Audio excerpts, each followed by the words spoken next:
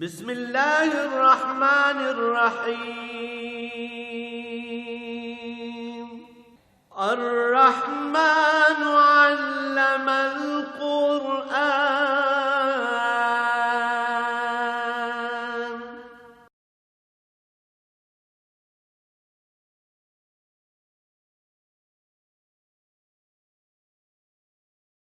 الحمد للہ رب العالمین والصلاة والسلام علی حبیبہ محمد وعلی آلہ وصحبہ اجمعین.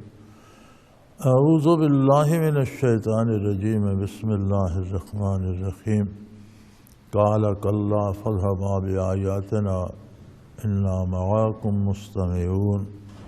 فأتیا فرعون فقولا انا رسول رب العالمین ان ارسل معانا بنی اسرائیل. قال الم نربک فینا ولیدا ولبثت فینا من عمرک سنین وفعلت فعلتک التی فعلت وانت من الکافرین. قال فعلتها اذا وانا من الضالین ففررت منکم لما خفتکم فوهب لی ربی حکما وجعلنی من المرسلین. اللہم سبحانک لا علم لنا الا ما علمتنا انک انت العلیم الحکیم. مولایا صلی وسلم دائما ابدا علی حبیبک خیر الخلق کلہم. رب اشرح لی صدری ویسر لی امری واحلل عقدۃ من لسانی یفقہوا قولی. رب زدنی علما.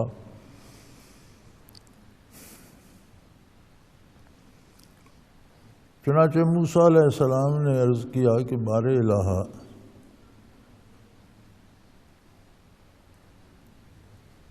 مجھے یہ خطرہ ہے کہ یہ میری بات نہیں مانیں گے. فطری طبی طور پر میرا دل بھی تنگ ہوتا ہے، میری زبان میں بھی روانی نہیں ہے، تو آپ میرے بھائی ہارون علیہ السلام کو بھی میرے ساتھ کر دیجئے. پھر ایک اور خطرہ بھی ہے وَلَهُمْ عَلَيَّ ذَنْبٌ، ان کا ایک جرم بھی میرے ذمہ ہے. فَأَخَافُ أَنْ يَقْتُلُونَ، تو مجھے یہ خطرہ بھی ہے کہ وہ میری بات سننے سے پہلے ہی مجھے قتل کر دیں. ارشاد ہوا کَاللَّہ، یہ کچھ بھی نہیں ہوگا، یہ سب کچھ نہیں ہو سکتا. فَاذْهَبَا بِآیَاتِنَا، آپ کو ہم نے معجزات عطا کیے ہیں اور آپ ان معجزات کے ساتھ دونوں بھائی تشریف لے جائیں. چنانچہ ان کی دعا پر ہارون علیہ السلام کو بھی نبوت عطا ہو گئی، وہ بھی صاحب وحی ہو گئے. فرمایا فَاذْهَبَا، آپ دونوں تشریف لے جائیں.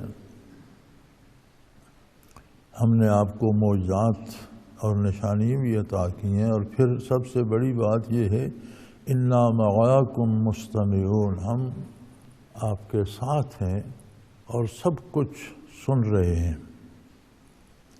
سب کچھ ہمارے سامنے ہے، ہمارے علم میں ہے، ہم سب باتیں سن رہے ہیں. آپ تشریف لے جائیں. یہاں معیت باری کا ذکر ہے. مَعَاكُمْ، ہم آپ دونوں کے ساتھ ہیں. مستمعون، لیکن معیت صفاتی ہے کہ ہم سن رہے ہیں. یہ سننا استماع صفت ہے ذات باری کی. تو انبیاء کو معیت دائمی نصیب ہوتی ہے، ہمیشہ معیت باری رہتی ہے، لیکن معیت صفاتی ہوتی ہے.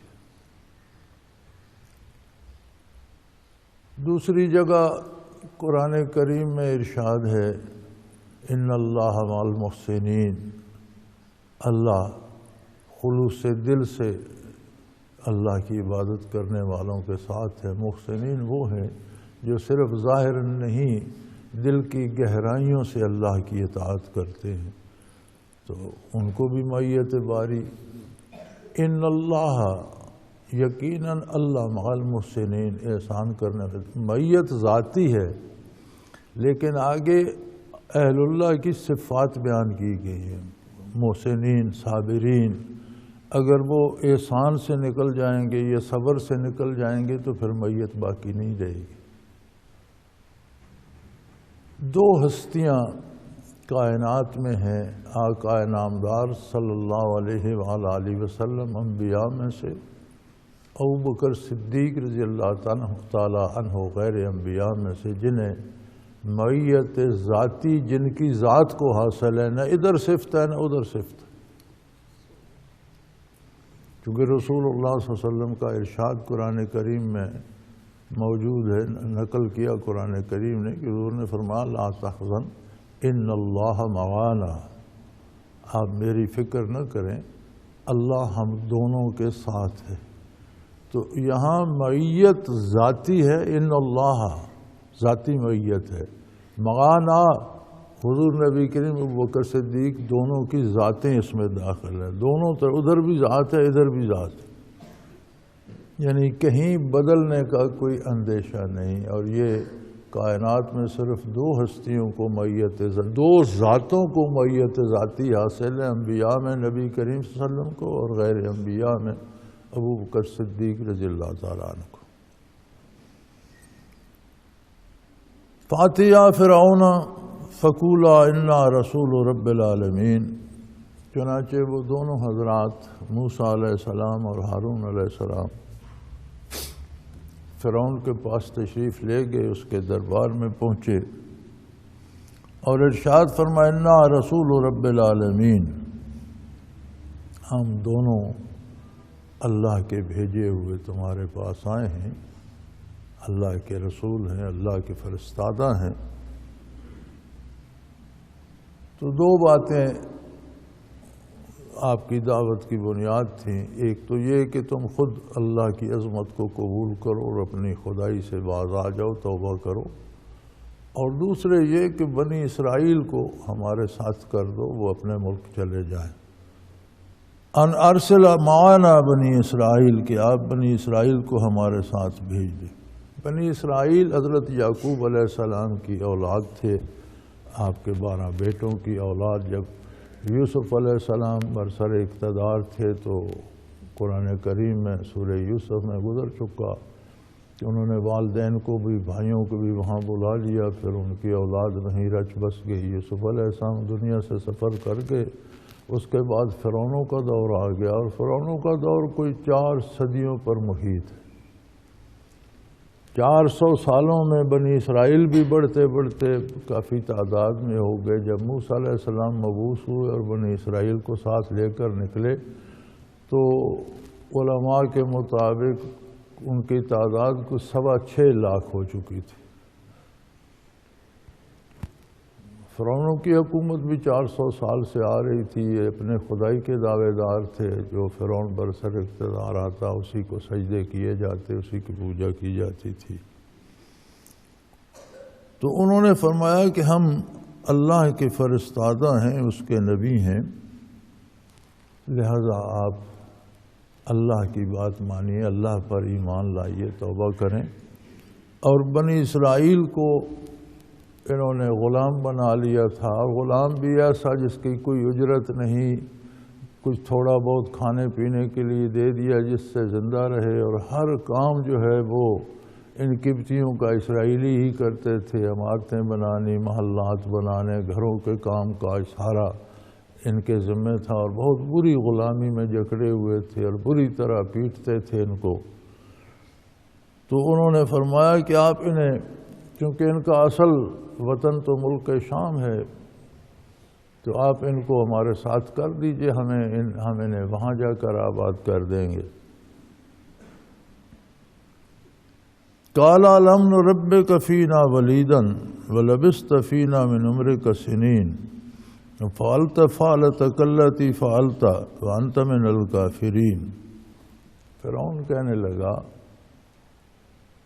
یہ موسیٰ اور فرعون کا، موسیٰ علیہ السلام کا اور فرعون کا ایک مناظرہ سمجھ لیجئے۔ مناظرے آج بھی ہوتے ہیں، مناظرہ ہوتا ہے، مناظرہ نظیر سے مشتق ہے، نظیر پیش کر کے، مثال پیش کر کے دلائل دیے جاتے ہیں کہ میں جو کہہ رہا ہوں وہ ٹھیک ہے یا مخالف غلط کہہ رہا ہے۔ تو جب تک کسی کے پاس دلیل ہو وہ دلیل دیتا ہے، جس کے پاس دلیل نہ ہو وہ کج بیسی کرتا ہے، ادھر کی بات ادھر کر دی اور غیر متعلقہ بات چھیڑ دی، وہ چھوڑ کے اور بات چھیڑ دی۔ اب فرعون کے پاس اس بات کی تو کوئی دلیل نہیں تھی کہ وہ کہتا آپ نبی نہیں ہیں، اس بات پر بھی اس کے پاس کوئی دلیل نہیں تھی، کہتا کہ میں ہی اللہ ہوں اور میں ہی پروردگار ہوں۔ یہ دونوں باتوں کی دلیل تو اس کے پاس تھی نہیں، چنانچہ اس نے کج بیسی کی ابتدا بھی کہنے لگا الم نربک فینا ولیدا، بھئی آپ کا تو بچپن یہاں گزرا ہے، ہم نے آپ کی پرورش کی ہے، آپ ایک دن کے تھے کہ ہم نے آپ کو دریا سے پکڑا اور پھر آپ کو پالا پوسا جوان کیا۔ وَلَبِثْتَ فِينَا مِنْ عُمْرِكَ السِّنِينَ، اور برسوں پھر آپ ہمارے ساتھ رہے، ہم نے کوئی ایک دن 2 دن 4 دن نہیں، آپ پر بڑا احسان کیا، آپ کو جوان کیا۔ وَفَعَلْتَ فَعَلَتَكَ الَّتِي فَعَلْتَ، اور پھر آپ نے وہ کام کیا جو آپ کو یاد ہے، جو آپ کر چکے ہیں۔ وَأَنْتَ مِنَ الْكَافِرِينَ، آپ تو بہت ناشکرے نکلے، آپ نے تو بہت وہ واقعہ جو قبطی قتل ہو گیا تھا اس کی طرف اشارہ ہے، چونکہ قبطیوں کو تو بڑا یہ متبرک سمجھتے تھے کہ ان کے سامنے آنکھ بھی اسرائیلی نہیں اٹھا سکتے تھے۔ تو موسیٰ علیہ السلام بازار سے گزر رہے تھے تو کسی اسرائیلی کو قبطی پیٹ رہا تھا، آپ نے بیچ بچاؤ کرانا چاہا تو وہ قبطی آپ سے بھی اکڑ گیا، آپ نے اسے مکہ مار دیا، وہ اتفاق سے مکہ ایسا سخت لگا کہ وہ مر گیا۔ تو دوسرے دن پھر وہ تو شور مچ گیا فرعون کے عہد میں، پھر اس کے شہر دارالخلافہ میں قبطی کا مارا جانا تو بڑا جیسے کوئی بہت بڑا ظلم ہو گیا، پوری حکومت ہل گئی، قبطیوں کے سامنے تو کوئی آنکھ نہیں اٹھا سکتا تھا۔ دوسرے دن اتفاق پھر یہ ہوا کہ موسیٰ علیہ السلام گزرے تو وہی اسرائیلی پھر اور کسی قبطی سے پٹ رہا تھا اور مار کھا رہا تھا، جھگڑا کر رہا تھا۔ تو آپ نے ارادہ تو کیا اس قبطی کو روکنے کا اور اسرائیلی کو بھی جھڑکا کہ تم بھی اچھے آدمی، روزانہ تم ہی جھگڑا کیے کھڑے ہوتے ہو۔ اس نے سمجھا شاید مجھے مارنے لگے ہیں اور انہوں نے مکہ جڑ دیا تو میں بھی اسرائیلی کی طرح، اس قبطی کی طرح مر جاؤں گا۔ تو وہ چلا اٹھا کہ آپ نے کل بھی تو ایک بندہ مار دیا تھا مکہ مار کے، اب آپ مجھے مارنا چاہتے ہیں، آپ اصلاح نہیں کرنا چاہتے، آپ جابر اور اپنا بننا چاہتے ہیں طاقتور۔ تو وہ بات نکل گئی فوراً فرعون تک اور اس کے اہل دربار تک پہنچ گئی۔ تو آپ اپنے کام سے کہیں جا رہے تھے تو وہاں کوئی شخص دوڑتا ہوا اہل دربار میں سے آیا اور اس نے اطلاع دی کہ دربار میں فیصلہ ہو چکا ہے کہ موسیٰ علیہ السلام کو قتل کر دیا جائے، وہ آپ کو قتل کر دیں گے یا آپ نکل جائیں۔ چنانچہ آپ وہاں سے نکل گئے اور پھر چلتے چلتے مدین پہنچے شعیب علیہ السلام کے پاس، پھر وہاں ان کی صاحبزادی سے ان کی شادی ہوئی، 8 سال یا 10 سال وہاں رہے۔ پھر وہاں سے گھر کو چلے واپس مصر کو، تو راستے میں طور میں کوہ طور پر پھر اللہ کریم کا حکم نازل ہوا اور مبعوث ہو گیا، بعثت کا وقت آ گیا اور وہاں پھر احکام ملے، معجزات عطا ہوئے اور حکم ہوا کہ جاؤ فرعون کے پاس۔ تو فرعون نے وہ طعنہ دیا کہ بھئی آپ کو تو ہم نے ننھا منا بچہ لیا تھا، پھر آپ کی پرورش کی، پھر آپ ایک جوانی تک، جوان ہونے تک ہمارے محلات میں پرورش پاتے رہے، اور پھر آپ نے ہمارا ہی بندہ قتل کر دیا۔ اچھا آپ نے بدلہ دیا ہماری نیکی کا کہ ہمارا بندہ ہی آپ نے قتل کر دیا، ہمارا ایک ملازم مار ڈالا، آپ بہت ناشکرے ثابت ہوئے۔ انہوں نے فرمایا قال فعلتها عزا وانا من الضالین، میں نے جب وہ بندہ مرا تو غلطی سے وہ بندہ مرا، من الضالین، میں غلطی کرنے والوں میں تھا، میں اس کے قتل کا ارادہ نہیں رکھتا تھا، میں تو بیچ بچاؤ کرا رہا تھا، اسے مکہ لگا اور وہ مر گیا، تو اتفاقاً مر گیا، میں نے ارادتاً اسے قتل نہیں کیا کہ آپ مجھ پر الزام لگا رہے ہیں۔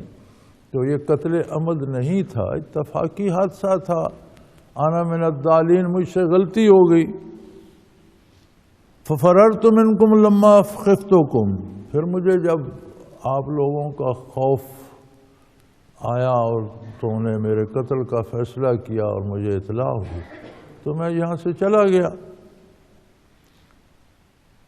اب وہاں مجھے اللہ کریم نے فَوَهَبَ لِي رَبِّي حُكْمًا وَجَعَلْنِي مِنَ الْمُرْسَلِينَ، اللہ کریم نے مجھے حکمت عطا کی، نبوت عطا کی، دانش عطا کی، علوم عطا فرمائے اور مجھے اپنے پیغمبروں اور رسولوں میں شامل فرما لیا. تو غلطی کا ارتکاب اتفاقاً ہو جانا کوئی نبوت کے منافی نہیں ہے. نبی معصوم عن الخطا ہوتا ہے، نبی عمدن خطا نہیں کرتا، لیکن اتفاقاً یا بتقاضائے بشریت کوئی ایسا کام جو خلاف مصلحت ہو وہ ممکن ہے، ہو سکتا ہے. یہ نبوت کے منافی نہیں ہے کہ تم تانا دینے چلے ہو. میں کو اس قبطی کو قتل کرنے کے ارادے سے وہاں نہیں گیا تھا، نہ میں اسے مارنا چاہتا تھا. بیچ بچاؤ کرا رہا تھا، اس نے مجھ سے بھی جھگڑا کیا، میں نے اسے مکہ مار دیا، وہ مر گیا. اتفاق ایسا تھا. اور پھر میں تمہارے ڈر سے ملک ہی چھوڑ کے چلا گیا. اب میں اس لیے آیا ہوں کہ اللہ کریم نے مجھے نبوت عطا کر دی اور حکمت و دانش عطا کر دی، علوم کے خزانے عطا کر دی اور مجھے اپنے رسولوں اور پیغمبروں میں شامل فرما لیا. اور تم تلک نعمت تمنوها علی ان عبدت بنی اسرائیل، تم یہ مجھ پر احسان کر رہے ہو کہ تم نے مجھے ایک دن کا بچہ لے کر پالا. تو ایک دن کا بچہ میں تمہارے پاس کیوں آیا؟ کیا ضرورت تھی میری والدہ محترمہ کو کہ وہ ایک دن کا بچہ دریا میں ڈال دیتی؟ یہ تم ہی تھے جو بنی اسرائیل کے بیٹے قتل کرواتے تھے. نوزائیدہ بچوں کے قاتل تم تھے اور تمہارے اندیشے سے، تمہارے قتل کے ڈر سے میری ماں نے مجھے دریا میں ڈال دیا اور اتفاقاً تم نے پکڑ لیا. یہ کوئی تمہارا احسان نہیں تھا، تمہارے ظلم کے نتیجے میں دریا میں بہہ کر تمہارے پاس آیا. جو تم احسان جتا رہے ہو یہ تمہارے ظلم کا نتیجہ تھا، یہ کوئی تمہارا احسان نہیں تھا مجھ پر. اگر تم یہ ظلم نہ کرتے تو میری ماں مجھ کو دریا میں کیوں ڈالتی، میں تمہارے پاس کیوں آتا؟ یہ تو میرے رب کی قدرت تھی کہ تم جس کو قتل کرنا چاہتے تھے اور جس کے لیے ہزاروں بچے تم نے قتل کرا دیے، وہ ایسا قادر ہے کہ اس نے تمہیں اس بچے کی خدمت پہ لگا دیا اور تم اسی کو پالتے رہے جس کو قتل کرنا چاہتے تھے. یہ کوئی تمہارا احسان نہیں ہے. قال فرعون وما رب العالمین، جب فرعون ادھر سے عاجز ہو گیا، اپنے دلائل سے بات کی، یہ بھی ثابت کر دیا کہ تمہارا احسان نہیں، یہ تمہارے ظلم کا نتیجہ تھا. تو پھر کہنے لگا کہ اچھا تمہارا جو جسے تم رب العالمین سارے جہانوں کا رب کہتے وہ ہے کیا؟ وما رب العالمین، اس کی کنیت، اس کی ذات ہے کیا؟ انسان ہے، فرشتہ ہے، جن ہے، کون ہے؟ ذات باری تعالیٰ کی کنہ انسانی علوم اور عقل میں نہیں آ سکتی، اس لیے کہ وہ خالق ہے. کائنات ساری مخلوق ہے، انسان، جن، فرشتے، ہر چیز مخلوق ہے. مخلوق کا علم بھی مخلوق ہے، اسے جو عطا ہوا ہے اس کی استعداد کے مطابق ہے. جو چیزیں مخلوق کے علم کے اندر آ جائیں وہ بھی مخلوق ہیں، کیونکہ خالق مخلوق کے اندر نہیں سما سکتا. اس لیے ذات باری پر بحث نہیں کی جاتی، نہ کوئی سمجھ سکتا ہے نہ سمجھا سکتا ہے. صفات باری پہ بات ہوتی ہے کہ وہ قادر ہے، وہ خالق ہے، وہ رازق ہے، وہ رحم کرنے والا ہے، وہ حساب لینے والا ہے. تو یہ ساری صفات ہیں، بات صفات پہ ہوتی ہے.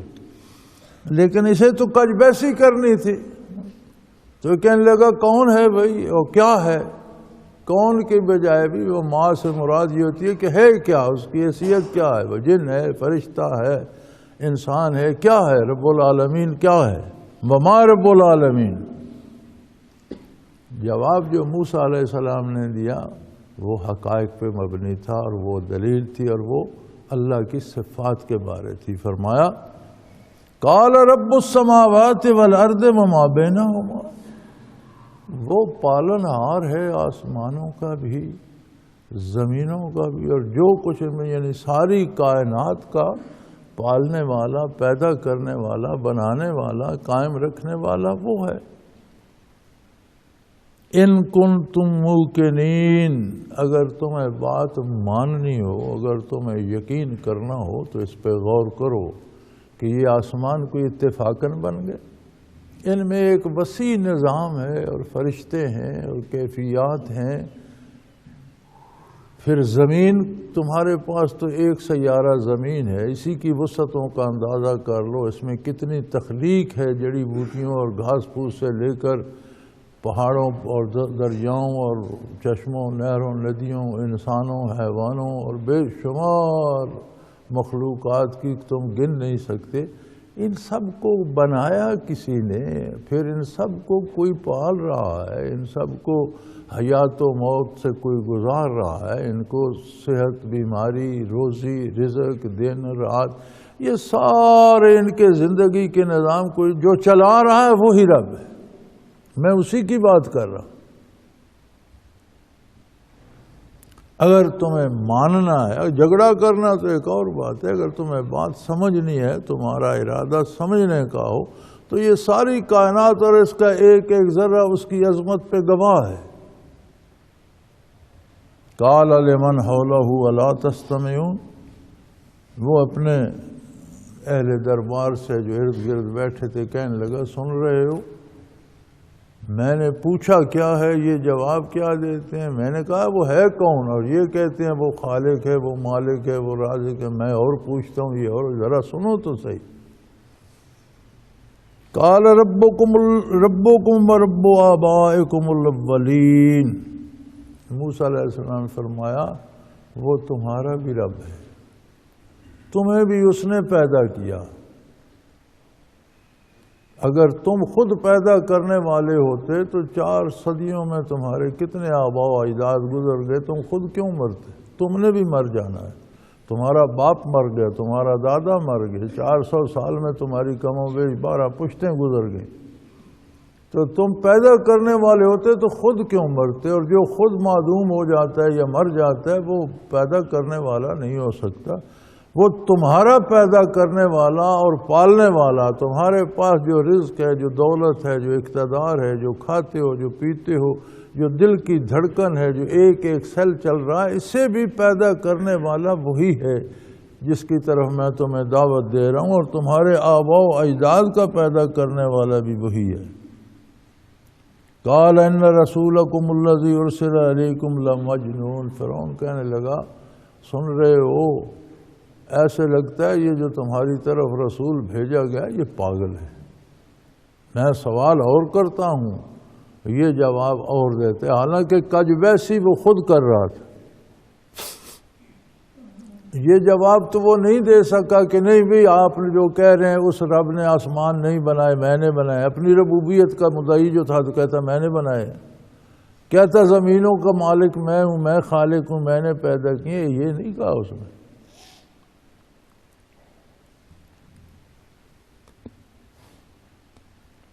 قال رب المشرق والمغرب وما بینہما ان کنتم تعقلون، موسیٰ علیہ السلام نے فرمایا اگر تم میں کوئی عقل کی رمق ہے، تمہارا ذہن کام کرتا ہے، تو وہ مشرق و مغرب کا رب ہے، ساری کائنات کا پیدا کرنے والا، چلانے۔ یہ کون سورج اگاتا ہے روز؟ کون سورج کو غروب کرتا ہے؟ کس نے سورج کو روشنی دی؟ کس نے رات کو تاریکی بخشی؟ کون ستارے نکالتا ہے؟ چاند کس کے حکم پہ روشن ہے؟ یہ شب و روز باقاعدگی کے ساتھ کس کے حکم سے اور کس کی قدرت کاملہ سے چل رہے ہیں؟ یہ سارے کام اس ایک واحد لا شریک کی قدرت کاملہ سے ہو رہے ہیں۔ اب جب فرعون بالکل ہی لاجواب ہو گیا، پہلے تو کج ویسی کرتا رہا، بات بدل بدل کر باتیں کرتا رہا، اب اس کے پاس کہنے کو کچھ نہیں رہا تو کہنے لگا قال لئن اتخذت الہا غیری لاجعلنک من المسجودین، کہنے لگا بھائی بات یہ ہے موسیٰ سن لو، اگر میرے علاوہ کسی کو تم نے معبود مانا اور اس کی پوجا کرنے لگا میں تمہیں جیل میں ڈال دوں۔ یہاں اب اس کے پاس کج بیسی کرنے کے لیے بھی کچھ نہیں بچا، بالکل جب لاجواب ہو گیا تو کہنے لگا میں دیکھ لوں گا تمہیں، میں تمہیں جیل میں ڈال دوں گا یا تم بھی مجھے ہی معبود مان لو۔ تو موسیٰ علیہ السلام نے فرمایا اولو جئتک بشیء مبین، اگر میں تمہیں کوئی اور واضح دلیل دکھا دوں تو، یعنی میری جو دلائل زبانی تھے اور جو میں نے باتیں کی بہت مضبوط دلائل تھے، تمہارے پاس کسی دلیل کا جواب نہیں تھا، تم کج بیسی کرتے رہے۔ اب اگر اس کے بعد کوئی اور دلیلیں دکھا دوں جو میری نبوت کی دلیل ہوں تو پھر قال اولو جئتک بشیء مبین، میں تمہیں واضح کوئی چیزیں دکھا دوں تو، قال فات بہ ان کنت من الصادقین، کہنے لگا اگر تم سچ کہہ رہے ہو تو پھر دکھاؤ کیا ہے تمہارے پاس۔ فالقى عصاه فاذا هي ثعبان مبین، تو انہوں نے عصا ڈال دیا۔ اب وہ 4.5-5 فٹ کی عام لکڑی تھی لاٹھی کے طور پر جسے استعمال کرتے تھے، اوپر کے سرے پہ اس کے ایسے 2 شاخیں تھیں، تقریباً اتنی سی موٹی لاٹھی سی۔ اس میں فیس بک میں آج کل تو اس کی تصویر بھی آتی ہے، عصا موسیٰ علیہ السلام کی شاید کہیں محفوظ ہے۔ تو وہ جب لاٹھی انہوں نے ڈالی تو ثعبان مبین، بہت بڑا اژدہا بن گئی۔ لاٹھی تو پوری سی تھی، ہاتھ میں پکڑنے کی لاٹھی تھی، لیکن جب انہوں نے فرعون کے دربار میں سے فرش پہ ڈالا تو بہت بڑا اژدہا بن گئی۔ ثعبان مبین، بہت بڑا واضح اژدہا بن گئی۔ وَنَزَعَ يَدَهُ فَإِذَا هِيَ بَيْضَاءُ لِلنَّاظِرِينَ، انہوں نے بغل میں ہاتھ دے کے اس طرح نکالا تو اس کی چمک نے لوگوں کی آنکھیں چکا چوند کر دی، سو چاند کی طرح روشن ہو گیا۔ فرمایا یہ میرے اللہ نے مجھے معجزات عطا فرمائے ہیں۔ فرعون کہنے لگا قال للملأ حولہ ان ھذا لساحر علیم، فرعون کہنے لگا جو اس کے اہل دربار ارد گرد بیٹھے تھے کہ یہ تو بھائی بہت بڑا جادوگر ہے، ایسا جادو میں نے پہلے کبھی نہیں دیکھا، یہ تو بہت بڑا جادوگر ہے۔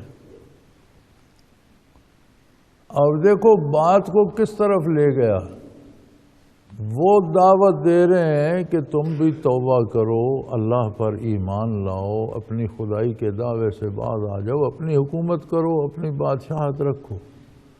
بنی اسرائیل کو تم نے پابند کر رکھا ہے، قید کر رکھا ہے، غلام بنا رکھا ہے، ان پر مظالم توڑ رہے ہو، انہیں یہاں سے جانے دو، یہ اپنے ملک میں چلے جائیں، جا کر مزدوری کریں، کاشتکاری کریں، اپنی آزادانہ زندگی گزاریں، ملک شام میں چلے جائیں، یہ تو وہاں کے باشندے ہیں، وہاں چلے جائیں گے۔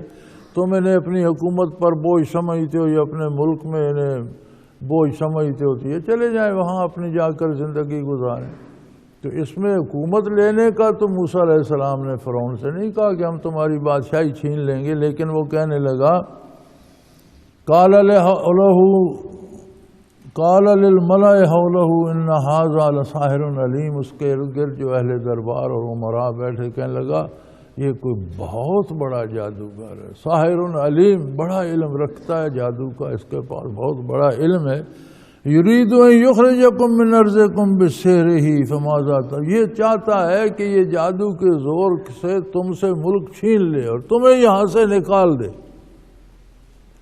یا تمہیں غلام بنا لے، تمہیں یہاں سے نکال دے اور ملک یہ چھین لے۔ فماذا تأمرون، تو پھر تم اس کے بارے کیا رائے دیتے ہو، کیا کیا جائے اس کے ساتھ؟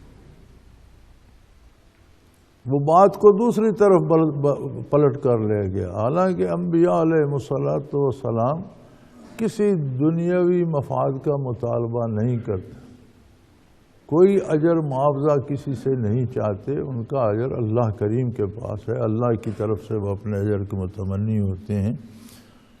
لیکن فرعون نے کہا بھئی دیکھو یہ جو باتیں کر رہا ہے اور یہ جو اس نے تماشا دکھایا اور لاٹھی کا اژدہا بن گیا اور ہاتھ چاند کی طرح روشن ہو گیا، تو یہ تو کوئی بہت بڑا جادو ہے، کبھی سنا نہیں، کبھی دیکھا نہیں، اور اس کا ارادہ ہے کہ تمہیں جادو کے زور سے اس ملک سے نکال دے اور تم سے حکومت بھی لے لے، ملک بھی چھین لے۔ تو ماذا تأمرون، تو پھر تم کیا کہتے ہو، اب اس کا کیا کیا جائے؟ تو اہل دربار نے کہا قالوا ارجعوا واخاہ، کہ انہیں اور ان کے بھائی کو آپ واپس بھیج دیجئے، ان سے تعارض نہ کیجئے، بلکہ جس چیز سے انہوں نے، اگر یہ جادو سے ہم پر غلبہ پانا چاہتے ہیں تو ہمارا کام بھی ہے کہ ہم جادو سے ان کا مقابلہ کریں، تاکہ عوام کو پتہ چل جائے کہ ہم حق پر ہیں، جو ہم کہتے ہیں یہ سچ ہے۔ چنانچہ انہیں واپس بھیج دیجئے۔ وَابْعَثْ فِي الْمَدَائِنِ حَاشِرِينَ، اور شہروں میں آپ اپنے ہرکارے دوڑا دیجئے، وہ سارے جادوگروں کو اکٹھا کر لیں گے۔ مصر میں ایک سے ایک بڑا جادوگر ہے۔ اللہ کریم کا نظام ایسا ہے کہ لوگوں کو جو کمال عطا فرماتا ہے، جب انبیاء مبعوث ہوتے ہیں تو ان کے پاس معجزات بھی اس طرح کے ہوتے ہیں کہ وہ لوگوں کے پاس جو کمالات ہیں انہیں عاجز کر دے۔ جب موسیٰ علیہ السلام مبعوث ہوئے تو جادو مصر میں بہت عام تھا اور بڑے سے بڑا جادوگر ملتا تھا۔ اسی طرح عیسیٰ علیہ السلام مبعوث ہوئے تو وہ طبیبوں کا زمانہ تھا اور ایک سے ایک اعلیٰ طبیب ملتا تھا۔ تو آپ کے معجزات یہ ہیں کہ اندھے کو مادرزاد اندھے کی آنکھیں ٹھیک ہو گئیں، اب یہ طب والے نہیں کر سکتے تھے۔ برس والے ٹھیک ہو گئے، وہ طب میں اس کا کوئی علاج نہیں ہے۔ مردے کو زندہ کر دیا، اب طبیب کیسے کریں، علاج کر کے مردے کو کیسے زندہ کریں؟ تو ان کے معجزات اس عہد کے جو لوگوں کے پاس کمالات تھے ان کو عاجز کر دیتے تھے۔ نبی صلی اللہ علیہ وسلم مبعوث ہوئے تو بہت علم کا دورہ تھا، یہود کے علماء تھے، عیسائیوں کے علماء تھے، پھر اہل عرب ایک سے ایک بڑھ کر مضمون نویس اور شاعر اور قادر الکلام لوگ تھے۔ غلام اور بانیاں اور لونڈیاں گھر کا کام کاج کرتے ہوئے شعروں میں بات کر لیا کرتی تھی، کوئی برتن بھی اٹھانا ہوتا تھا، آگ جلانی ہوتی تھی تو اس پر بھی شعر کہہ دیا کرتی تھی۔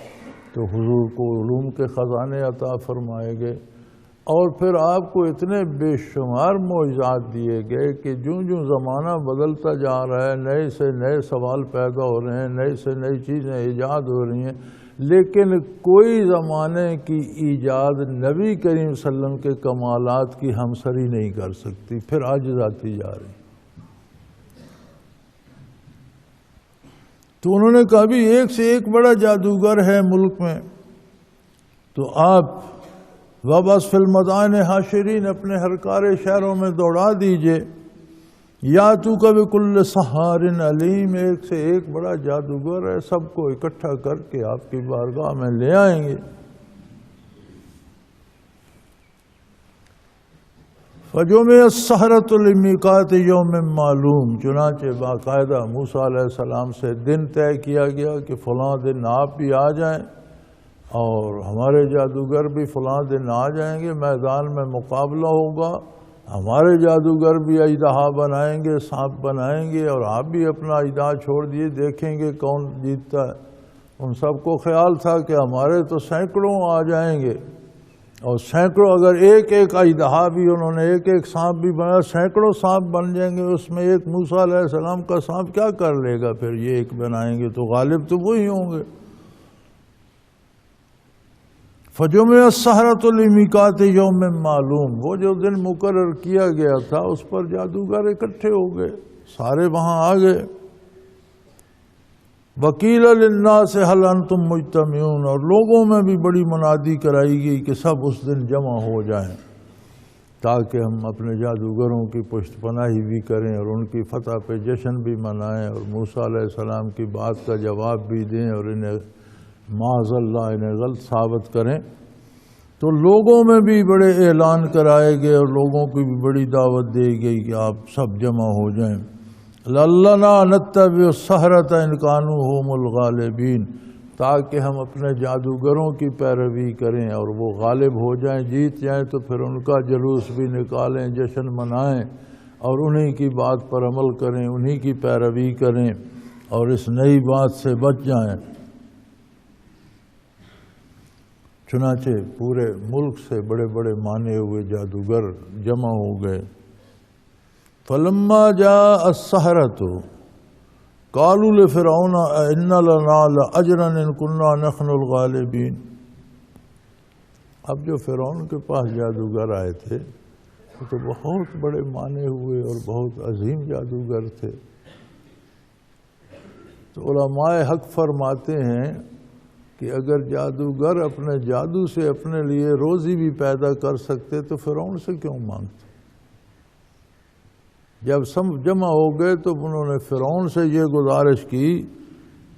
فلما جاء السحرة، جب جادوگر آ گئے، قالوا لفرعون، تو فرعون سے کہنے لگے أَإِنَّ لَنَا لَأَجْرًا إِن كُنَّا نَحْنُ الْغَالِبِينَ، ہمیں کوئی پھر آپ انعام اکرام بھی دیں گے، ہمیں پھر کوئی پیسہ بھی ملے گا جب اگر ہم جیت گئے تو علماء حق فرماتے ہیں کہ اگر جادوگر کے حق میں کچھ ہوتا، اس کے ہاتھ میں کچھ ہوتا تو اپنی روزی تو پیدا کر لیتا.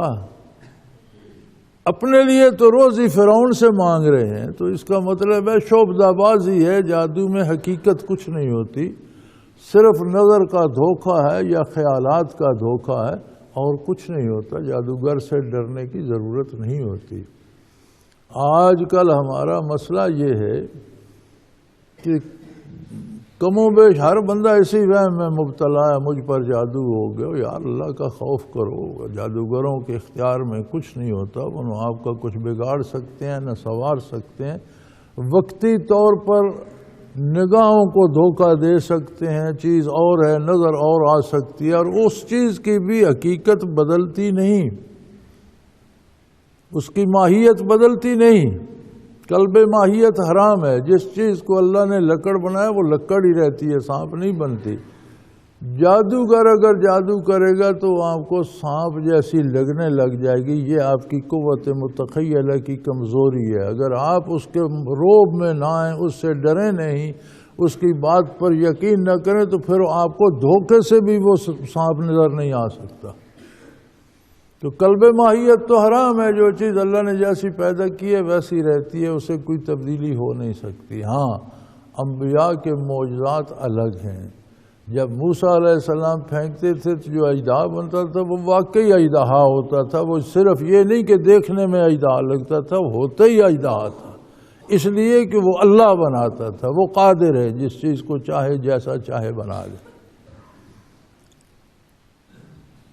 تو لوگوں کو بھی بڑا ڈنڈورا پیٹا گیا، بھئی سب جمع ہو جاؤ تاکہ ہم جادوگروں کی پیروی کر سکیں اور ان کے بڑے جلوس نکالیں اور جشن منائیں ان کی کامیابی کا. اور جب جادوگر جمع ہو گئے تو فرعون سے کہنے لگے ان لنا لاجرا ان کنا نحن الغالبین، جتنا بڑی تیری سلطنت ہے، جتنی عظیم دولت ہے تیرے پاس، جتنی بڑی تیری شان ہے، اس کے مطابق ہمیں پھر انعام بھی تو اتنا ہی ملنا چاہیے جیسی آپ کی شان ہے. اگر ہم جیت گئے تو آپ ہمیں انعام دیں گے. تو یہیں علماء نے یہ بات فرمائی ہے کہ اگر ان کے اپنے اختیار میں کچھ ہوتا تو فرعون سے دولت مانگنے کی کیا ضرورت تھی؟ جادو کے زور سے سونے کے پہاڑ بنا لیتے. تو فرمایا یہ سب دھوکہ ہے، اس سے ڈرنے کی ضرورت نہیں. ہاں، ہماری کمزوری یہ ہے کہ ہم نے رزق کے معاملے میں حلال حرام کی تمیز چھوڑ دی ہے. سود بھی کھاتے ہیں اور چوری زوری بھی کھاتے ہیں اور رشوت بھی لیتے ہیں اور ڈاکے بھی کرتے ہیں. اللہ کی یاد چھوڑ دی ہے، ہماری پیشانیاں سجدوں سے محروم ہیں، اللہ کا نام لینا چھوڑ دیا ہے. تو جب بندہ بالکل ہی غیر مسلح ہو جائے، اس کے پاس اپنا ہتھیار کوئی بھی نہ ہو، تو پھر اسے ماء و شمع جس کی مرضی لوٹ لے. پھر اس سے شیطان کھیلتا رہے یا جادوگر اس سے کھیلتے رہیں تو کھیلتے رہیں.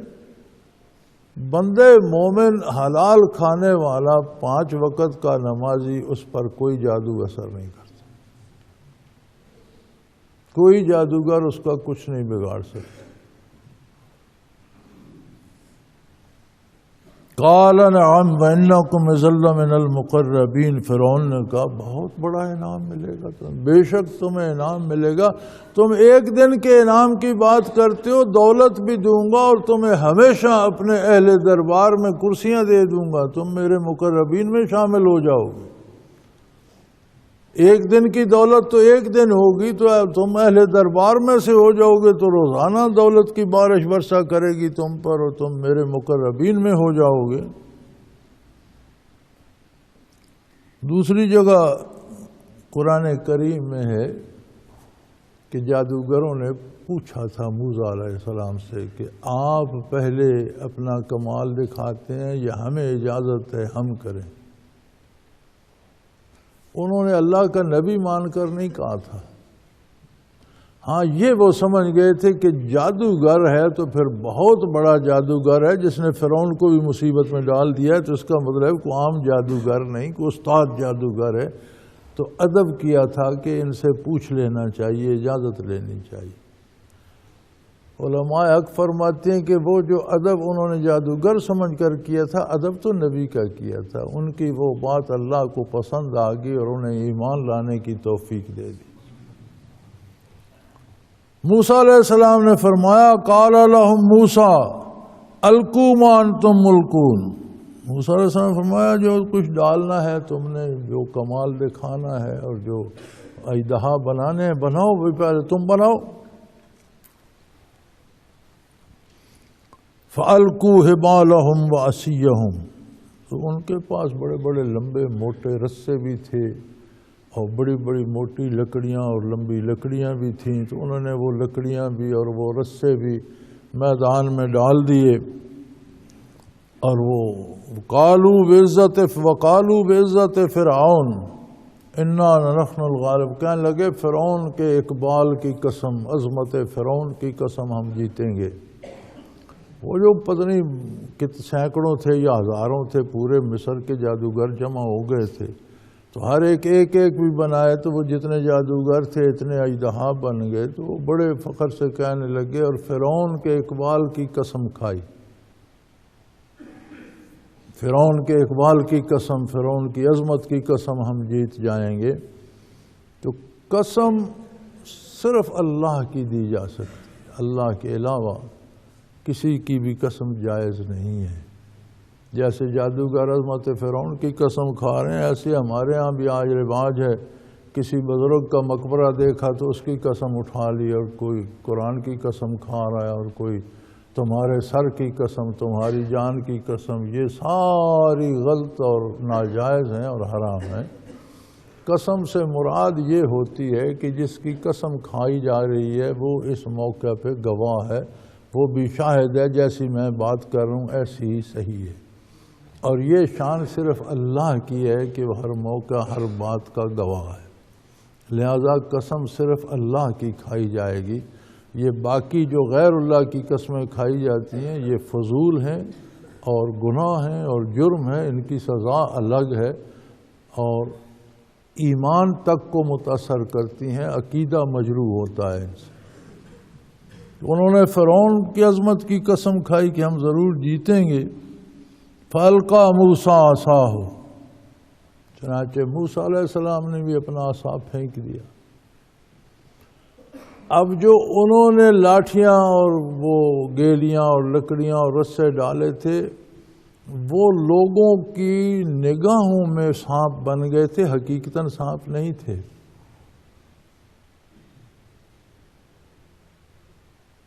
وَاسْتَرْهَبُوهُمْ، قرآن میں دوسری جگہ آتا ہے، پہلے تو لوگوں کو بڑا ڈرایا، ہٹ جاؤ سانپ کھا جائیں گے، کسی کو کاٹ کھایا تو ہم ذمہ دار نہیں ہوں گے، پورا نگل جائیں گے، بھاگ جاؤ، اس لائن سے آگے مت آنا، اس طرح کر کے لوگوں کو ڈرایا۔ جو ڈر جائے اس پر جادو کا اثر چل جاتا ہے، پھر اس کی قوت متخیلہ لوگوں کی کمزور ہوئی اس ڈر سے۔ یخیل الیہم انہا تسعی، قرآن میں دوسری جگہ آتا ہے کہ لوگوں کو نظر آتے تھے کہ یہ سانپ ہیں، سانپ تھے نہیں، تھیں رسیاں اور لکڑیاں ہی، لیکن لوگوں کو سانپ نظر آتی تھی، ان کی قوت متخیلہ متاثر ہو گئی تھی۔ لیکن موسیٰ علیہ السلام نے جو اژدہا پھینکا وہ تو واقعی سانپ تھا، اژدہا بن گیا جب عصا پھینکا۔ اب سانپ، بڑا سانپ اپنے سے چھوٹے سانپ کو کھا جاتا ہے، یہ سانپوں کی عادت ہے۔ وہ دوسرے سانپ کو اپنی غذا سمجھتا ہے، تو وہ تو اتنا بڑا اژدہا بنا کہ ان کے اژدہوں کو تو اس نے نگلنا شروع کر دیا۔ وَأَلْقَىٰ مُوسَىٰ عَصَاهُ فَإِذَا هِيَ تَلْقَفُ مَا يَأْفِكُونَ، وہ جتنے کچھ اس نے اس طرح چٹ کیے کہ وہ سینکڑوں تھے یا ہزاروں تھے، جتنے انہوں نے بنائے تھے وہ سارے ہڑپ کر گیا، ایک سرے سے لگا اور ان کو کھاتا چلا گیا۔ تو اس میں مزاج بھی سانپوں کا تھا اور اس میں سانپ سمجھ کر کھا لیے۔ اور جب پھر موسیٰ علیہ السلام نے اس پر ہاتھ ڈالا تو وہی 4.5 فٹ کی لاٹھی تھی، نہ وہ پھولی نہ موٹی ہوئی، نہ وہ لکڑیاں یا رسے کہیں باہر نظر آئے، نہ اس سے نکلے۔ تو حضرت جی رحمت اللہ تعالی علیہ فرمایا کرتے تھے کہ جادوگروں نے یہ سمجھ لیا کہ اگر یہ جادوگر ہوتا تو جادو کا توڑ یہ ہوتا ہے کہ اس نے جادو کیا ہے وہ ختم ہو جائے اور چیز ویسی ہو جائے۔ تو اگر یہ جادو ہوتا تو ہمارے جادو کا توڑ کرتا تو لوگوں کو سانپ نہ دکھائی دیتے، پھر رسے اور لکڑیاں دکھائی دیتی۔ لیکن یہ کیا کہ ایک لاٹھی کا اتنا بڑا اژدہا بنا کہ ان ہزاروں رسوں لاٹھیوں کو، سانپوں کو نگل گیا، اور جب انہوں نے پکڑا تو لاٹھی اتنی کی اتنی۔ یہ جادو نہیں، یہ اللہ کی قدرت ہے، یہ جادوگروں کے بس کی بات، کیونکہ جادو تو وہ بھی اچھی طرح جانتے تھے۔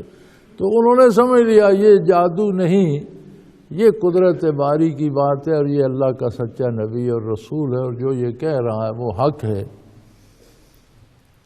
فَأُلْقِيَ السَّحَرَةُ سَاجِدِينَ، چنانچہ سارے جادوگر سجدے میں گر گئے۔ انہوں نے کہا بھئی یہ جادو نہیں ہے، کیونکہ جادو یہ ہوتا ہے کہ کسی نے جادو سے ایک پھول بنا دیا، اب آپ اس کا جادو توڑتے ہیں تو وہ پھول ختم ہو جائے گا، کاغذ تھا یا رسی تھی یا تنکا تھا ویسا ہو جائے گا، جادو کا اثر ختم ہو جائے گا۔ یہ کیا کہ ان کا وجود ہی مٹ گیا۔ اور پھر مزے کی بات یہ ہے کہ یہ اتنے بڑے رسے، اتنی بڑی لاٹھیاں، اتنے بڑی لکڑیاں، یہ سارا کچھ کھا پی کر پھر وہ ویسی کی ویسی لاٹھی ہے۔ تو یہ ہر شے کہاں فنا ہو گئی؟ یہ قدرت باری ہے، یہ جادو بادو نہیں ہے۔ جادو چیزوں کو معدوم نہیں کر سکتا، نگاہوں کو دھوکہ دے سکتا ہے، چیزیں تو موجود رہتی ہیں۔ تو وہ سارے سجدے میں گر گئے۔ قالوا آمنا برب العالمین، رب موسیٰ و ہارون، کہنے لگے ہم کائنات کے پروردگار پر ایمان لاتے ہیں، وہ پروردگار جو موسیٰ اور ہارون کا پروردگار ہے۔ اللہ کو ماننے کے لیے رسالت پر یقین بنیاد ہے اور پہلی شرط ہے۔ اللہ کو ویسا مانا جائے جیسے اللہ کا رسول منواتا ہے، ورنہ تو اپنے اپنے خیال کے مطابق تو سب مانتے ہیں۔ عقل کی مجبوری ہے کہ وہ کوئی ایک ایسی طاقت مانے جو تغیر پذیر نہ ہو، جسے کسی نے نہ بنایا ہو۔ اس کو کس نے بنایا؟ سورج کو کس نے بنایا؟ زمین کو، آسمانوں کو؟ جس نے انہیں بنایا اسے کس نے بنایا؟ بارش کیسے برسی؟ جی بادل سے برسی۔ بادل کہاں سے آیا؟ جی وہ بخارات سے بنا۔ جی بخارات کہاں سے آئے؟ جی وہ سورج کی گرمی اور دھوپ سے بنے۔ سورج کہاں سے آیا؟ اسے گرمی کس نے دی؟ اللہ نے۔ اب جو آگے طاقت ہے اگر اس سے بھی آگے چلیں تو پھر تو یہ قصہ ختم ہی نہ ہوگا۔ ایک طاقت ماننی پڑتی ہے جو آخری ہے، جو از خود ہے، جسے کسی نے نہیں بنایا، جو سب کو بناتی۔ اب اس کو کیسے مانا جائے؟ لوگ اپنی اپنی رائے، اپنے اپنے خیالات، اپنے اپنے پیش رووں کے عقیدے کے مطابق مانتے ہیں۔ یہ اللہ کو ماننا نہیں ہے۔ اللہ کو ماننا یہ ہے ویسا مانا جائے جیسا اللہ کا رسول منواتا ہے۔ جیسے یہاں انہوں نے تعیین کی ہم رب العالمین پہ ایمان لے آئے تو کافی تھی، نہیں فرمایا نہیں یار، ہر لوگ اپنے اپنے انداز میں رب مانتے ہیں، ہم وہ رب اس طرح مانتے ہیں جس طرح موسیٰ اور ہارون علیہ السلام منواتے ہیں۔ اسی لیے ہمارے فقہ میں علماء نے لکھا ہے کہ بچے کو جب آپ اللہ کا تصور دیتے ہیں تو وہ اسے بتائیں میں اس اللہ کو ویسا ہی مانتا ہوں جو حضرت محمد صلی اللہ علیہ وآلہ وسلم جو مکہ مکرمہ میں پیدا ہوئے، جنہوں نے مدینہ منورہ ہجرت فرمائی، جو اللہ کے رسول ہیں، جیسا وہ منواتے ہیں میں ویسا مانتا ہوں۔ اپنے طور پر مانے رکھنے کی کوئی حیثیت نہیں ہے، ویسا مانا جائے جیسا انبیاء علیہ السلام ماننے کا حکم دیتے ہیں۔ تو انہوں نے فوراً تعیین کر دی، کہنے لگے ہم پروردگار عالم، تمام جہانوں کے عالم پر پروردگار پر ایمان لاتے ہیں اور اسے ویسا ہی مانتے ہیں جیسا موسیٰ اور ہارون علیہ السلام منواتے ہیں، جیسا جو ان کا رب ہے وہی ہمارا رب ہے۔ قال آمنت لہ قبل ان آذن لکم، فرعون بھڑک گیا، اس نے کہا بھئی تم مجھے بتائے بغیر، میری اجازت بغیر کیسے ایمان لے آئے؟ اب ایک اور بہانہ تراشا جسے ہماری موجودہ زبان میں ہم سیاست کہتے ہیں نا۔ سیاست یہی ہوتی ہے کہ اپنے لیے اقتدار تلاش کرنا، پھر اس اقتدار کو قائم رکھنا، اس کے لیے جو کوششیں محنتیں کام کیے جاتے ہیں اسی کو سیاست کہتے ہیں نا۔ تو فرعون کی بھی اپنی سیاست تھی، وہ اپنی خدائی، اپنی حکومت، اپنا اقتدار قائم رکھنا چاہتا تھا۔ اس نے پھر ایک نئی سیاست کھیلی، قال آمنت لہ قبل ان آذن لکم، تم نے میری اجازت کے بغیر اس کو مان لیا تو اس سے پتہ یہ چلتا ہے انہ لکبیرکم الذی علمکم السحر، یہ کوئی تمہارا بڑا استاد ہے جس نے تمہیں جادو سکھایا، یہ تم سب سازش کر کے آئے ہو۔ موسیٰ علیہ السلام سے کہہ رہا ہے کہ تو ایک دن کا بچہ تھا، ہم نے تجھے محل پر پالا اور تو نے یہاں جوانی تک عمر بسر کی، اور جب وہ واقعہ ہوا تو وہ مصر ہی چھوڑ کر چلے گئے اور مدین میں رہے۔ اب جادوگروں سے کہہ رہے کہ یہ تمہارے استاد ہوں گے، وہ ان کے استاد کیسے ہوں گے، ان کے پاس کب پہنچے؟ اسی کو آج کل بھی سیاست کہتے ہیں نا۔ تو یہ اس کی سیاست تھی، کہنے لگا بھائی مجھے سمجھ آ گئی، انہ لکبیرکم الذی علمکم السحر، یہ تمہارا بڑا ہے جس نے تمہیں جادو سکھایا ہے۔ فلسوف تعلمون، اور تمہیں چل پتہ جائے گا، ابھی تمہیں تمہارے سامنے بات سامنے آ جائے گی، تمہیں لگ پتہ جائے گا کیا ہوگا۔ لأقطعن ایدیکم وارجلکم من خلاف، میں تمہارا ایک طرف کا بازو اور دوسرے طرف کا پاؤں کاٹ دوں گا، ایک طرف کا ہاتھ کاٹوں گا، دوسری طرف کا پاؤں کاٹ دوں گا، اور پھر تمہیں کھجوروں کے تنوں پر سولی دوں گا، لٹکا دوں گا۔ لأقطعن ایدیکم وارجلکم من خلاف ولأصلبنکم اجمعین، پھر تم سب کو میں سولیوں پر لٹکا دوں گا۔ اب دیکھیں ایک عجیب امتحان ہے۔ جادوگروں کی امیدیں فرعون سے وابستہ ہیں، اس سے انعام کا مطالبہ کر رہے ہیں۔ فرعون کو ان کے غلبے کی امید ہے کہ یہ ایک جادوگر ہے، ادھر ہزاروں ہوں گے، اب ایک کتنا جادو کرے گا، ہزاروں یقیناً اس سے جیتیں گے۔ لیکن سارا معاملہ الٹ ہو گیا، جادوگروں کو سمجھ آ گئی کہ یہ جادو نہیں ہے، اللہ نے ان پر یہ رحم فرما دیا، انہیں یہ شعور دے دیا، اور انہوں نے کہا نہیں یہ جادو نہیں ہے، یہ قدرت ہے باری تعالیٰ کی، اور ہم اللہ کو رب العالمین مانتے ہیں، اور ویسا ہی مانتے ہیں جیسا موسیٰ اور ہارون علیہ السلام منواتے ہیں۔ اب فرعون کے پاؤں تلے سے زمین نکل گئی، اسے شکست فاش ہو گئی، اس نے پھر اپنی سیاست کھیلی۔ اچھا کہنے لگا اب پتہ چلا، تو یہ تمہارا استاد تھا اور تم اس کی طرف داری کر رہے ہو اور اس کی طرف مل گئے ہو، تو تمہیں چل پتہ جائے گا میں تمہارا ایک طرف کا ہاتھ دوسری طرف کا پاؤں کاٹ دوں گا اور تمہیں سولیوں پہ لٹکا دوں گا۔ میدان میں آئے، لاٹھیاں وغیرہ رسیاں پھینکیں، وہ سانپ نظر آنے تک موسیٰ علیہ السلام کے خلاف میدان میں سینہ سپر تھے، لیکن ادب کر رہے تھے کہ یہ بھی کوئی بڑا جادوگر ہے۔ وہ جو غیر شعوری ادب تھا وہ بھی اللہ کو پسند ہے، اس نے ایمان کی توفیق دے دی۔ اب سورج وہی ہے، غروب نہیں ہوا، دن وہی ہے۔ ایمان لے آئے تو فرعون نے کہا ان کے ایک طرف کے ہاتھ کاٹ دو، دوسری طرف کے پاؤں کاٹ دو، انہیں لٹکا دو کھجوروں کے ساتھ۔ اب وہ کیا کہتے ہیں؟ وہ آئے تو فرعون سے انعام لینے تھے، آئے تو دنیا کے لالچ میں تھے، سونا چاندی اور ہیرے جواہرات اور روپے پیسے لینے آئے تھے۔ اب کیا کہتے ہیں؟ آگے سے موت گلے پڑ گئی۔ سبحان اللہ، جب نور ایمان نصیب ہوتا ہے اور نبی کے ساتھ جو قلبی تعلق بنتا ہے۔ اب یہ جب ایمان لائیں تو پورے خلوص سے۔ انہیں موسیٰ علیہ السلام کے ساتھ بات کرنے کا موقع نہیں ملا کہ آخرت کی بات کی ہو، قیامت کی بات کی ہو، حساب کتاب کی بات کی ہو، جنت دوزخ کی بات کی ہو، ثواب گناہ کی بات کی، کوئی موقع نہیں ملا۔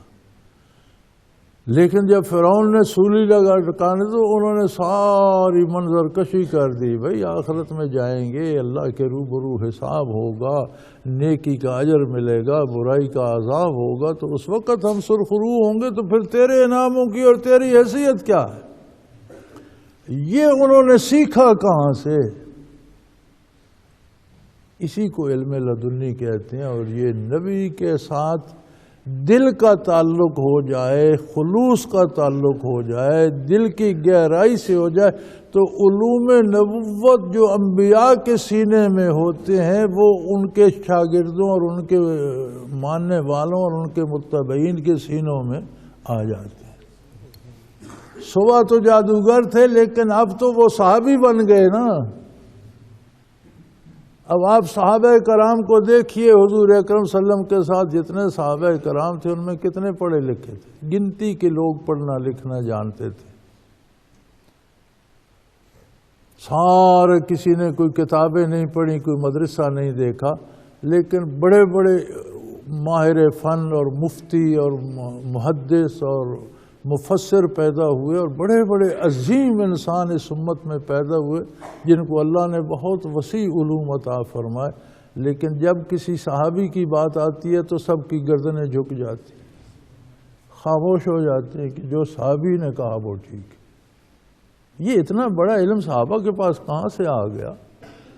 یہ وہ نور تھا جو سینہ اطہر سے ان کے سینوں میں منتقل ہوا، ان کے قلوب اطہر میں منتقل ہوا کہ ان میں خلوص تھا۔ یہاں یہ علوم موسیٰ علیہ السلام کے سینے سے ان کے دلوں میں منتقل ہو گئے، اور وہ فرعون سے کہنے لگے لا ذرا، لگا دو سولی، ہاتھ پاؤں کاٹ تو کیا ہوگا؟ وہ کبھی اسی ہاتھ پاؤں کی سلامتی مانگتے تھے، کبھی دنیا کے لیے دولت لینے آئے تھے، اب کہہ رہے ہیں دنیا کی ضرورت نہیں ہے، ان ہاتھ پاؤں سے کیا ہوگا؟ اللہ کی راہ میں کٹیں گے تو مزہ آ جائے گا، جان جائے گی اللہ کی راہ میں جائے گی تو پھر اور بہتر مصرف اس کا کیا ہے؟ اور جان ہے کس لیے؟ لا دے رہا، کچھ نہیں بگڑے گا۔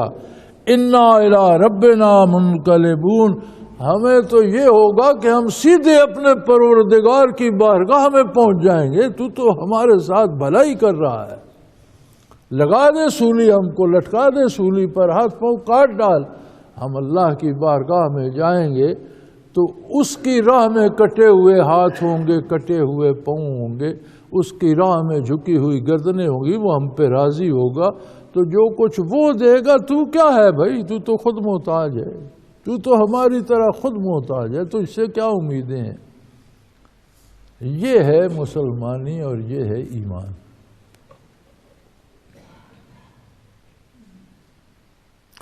ہم پر اللہ کا احسان ہے، ہم صدیوں سے مسلمان ہیں، مسلمانوں کے گھروں میں پیدا ہوئے، زمین پہ قدم رکھتے ہی دنیا میں وارد ہوتی ہمارے کانوں میں اذانیں سنائی گئیں۔ والدین نے کوشش کی کہ پہلا لفظ منہ سے اللہ نکالیں جب بولنا سیکھیں۔ پھر دنیا کے علوم ہم نے حاصل کیے، محنت کی، کر رہے ہیں، اپنے لیے اعلیٰ سے اعلیٰ جگہ بنانا چاہتے ہیں۔ کبھی ہم نے بھی یہ سوچا ہے کہ ہماری جان اللہ کی راہ میں چلی جائے، ہمارا مال اللہ کی راہ میں خرچ ہو؟ کبھی کوئی ایسا لمحہ آ جائے کہ ہم اللہ کی بارگاہ میں جائیں، ہم تو قبرستان سے گزرتے ہوئے ڈرتے ہیں. ہم قبرستانوں سے نہیں گزرتے، کیوں بھائی؟ ڈر لگتے. بھائی ڈر، وہ تو بیچارے مر چکے، دفن ہو گئے، وہ تمہارا کیا بگاڑیں گے؟ خاک ہو گئے، ڈر کس بات کا؟ ڈر ہمارے اندر ہوتا ہے کہ ہم نے قبروں کی کوئی تیاری نہیں کی ہوتی، ہم قبرستان دیکھنا ہی نہیں چاہتے، ہم موت کی بات سننا نہیں چاہتے. وہ ڈر ہمارے اندر ہوتا ہے، یار پتہ نہیں کل ہم زندہ ہوں گے یا نہیں، لیکن ہماری کل کی، ابھی سردیاں ہیں تو گرمیوں کی تیاری ہو رہی ہے، جوتا وہ پہنیں گے، جراب وہ ہونی چاہیے، کپڑے اس طرح کے ہونے چاہیے، گاڑی فلاں ہونی چاہیے، مکان میں یہ بھی ہو، وہ سب ٹھیک ہے، کرو، منع نہیں کرتا اسلام. حلال وسائل سے روزی کماؤ اور جائز ضرورتوں پہ خرچ کرو، اور جتنی اللہ نے حیثیت دی ہے اتنے نظر آؤ، یہ ٹھیک درست ہے. لیکن یہ مقصد تو نہیں ہے. یہ مکان بھی رہ جائے گا، یہ پلنگ بھی رہ جائیں گے، یہ گاڑیاں بھی رہ جائیں گی، یہ دولت بھی رہ جائے گی. ہمیں تو 2 انسلی چادروں میں لپیٹ کر قبر میں رکھ دیں گے. وہاں کیا ہوگا؟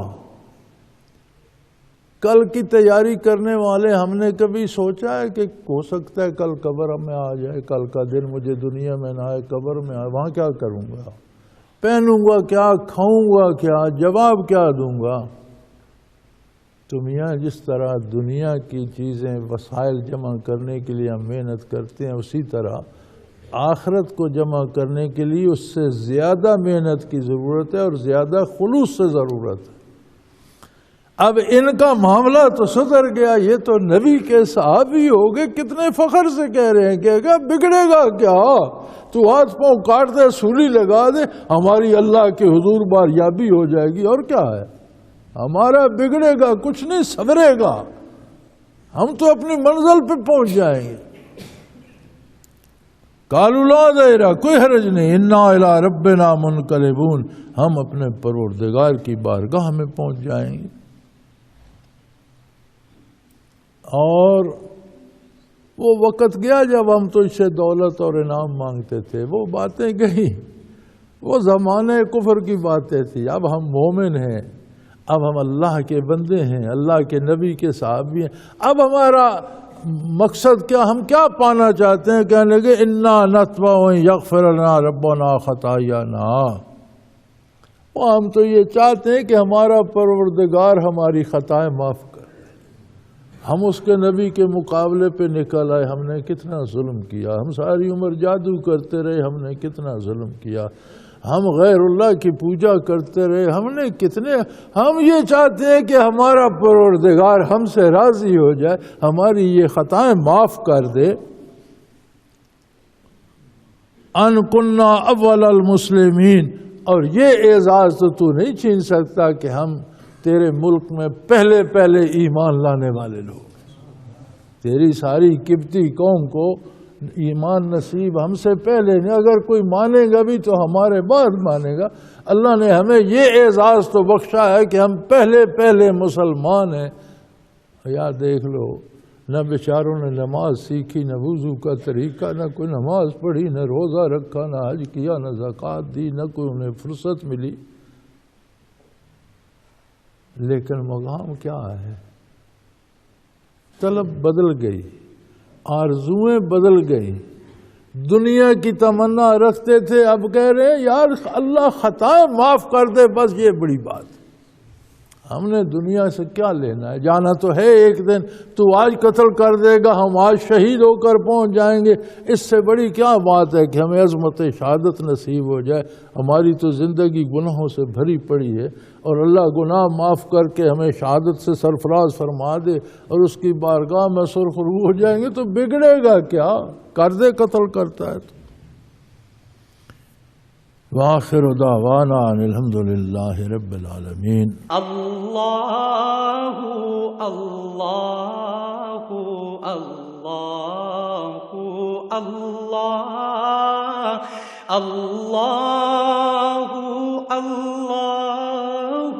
اللہ اللہ.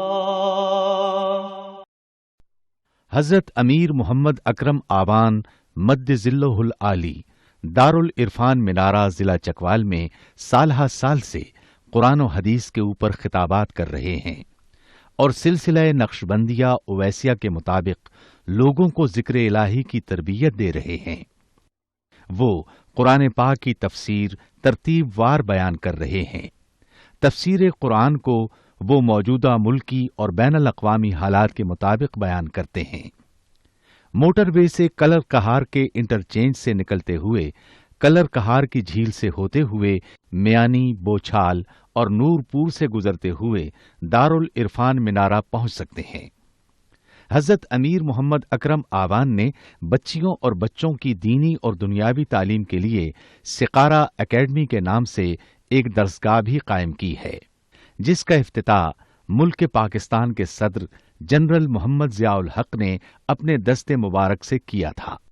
وہ تمام احباب جو اسلام کی طلب رکھتے ہیں ان سے گزارش ہے کہ دارالعرفان منارہ ضلع چکوال میں امیر محمد اکرم آوان صاحب کے خطابات سے مستفید ہوں۔ وہ ہر جمعے کو نماز سے پہلے بیان فرماتے ہیں۔ ہر ماہ کی پہلی اتوار کو ماہانہ اجتماع ہوتا ہے جس میں آپ خصوصی خطاب فرماتے ہیں اور پاکستان کے چاروں صوبوں سے احباب اس اجتماع میں شرکت کرتے ہیں۔ اس کے علاوہ یہاں سال میں 2 مرکزی اجتماعات بھی ہوتے ہیں، ایک رمضان المبارک میں اعتکاف کا اجتماع اور دوسرا جولائی اور اگست میں 40 دن کا اجتماع ہوتا ہے جس میں روحانی تربیت کی جاتی ہے۔